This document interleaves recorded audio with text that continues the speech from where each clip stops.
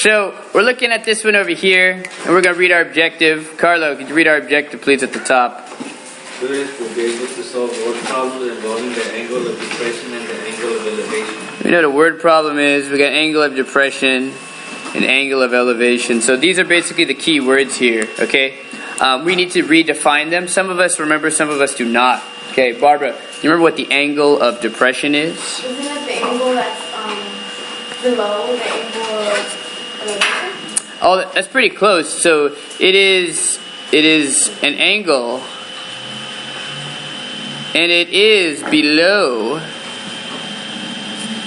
but it is below the, it's like the x-axis. We called it the horizon, okay, or the horizontal, okay. So this is the angle below the horizon here. So if that is the angle of depression, Cheryl, what is the angle of elevation?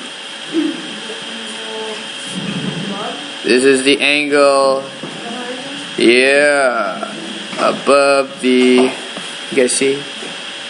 Above the horizon.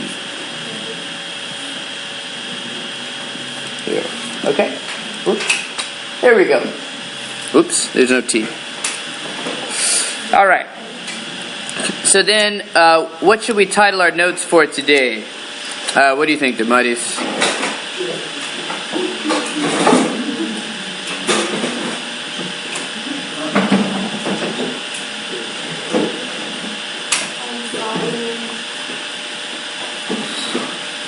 Solving what?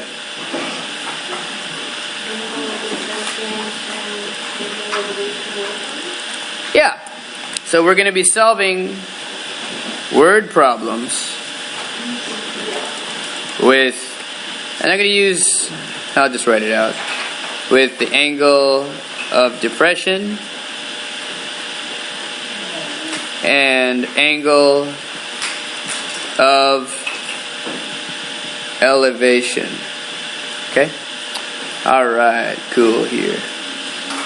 So part of the fun of doing example 1 is figuring it out by yourself. So what you're going to do right now is you're going to try to figure out example 1, and this is what I want you to do. So I'm going to label it for you. I'm going to break it down.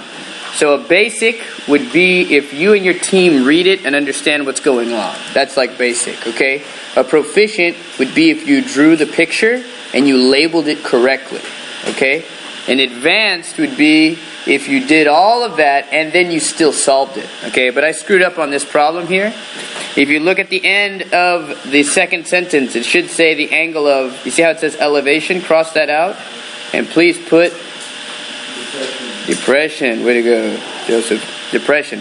So, please take about, we're going to take about 2 minutes right now within your team. And what I want you to do in this 2-minute time frame, I want you to read it, okay?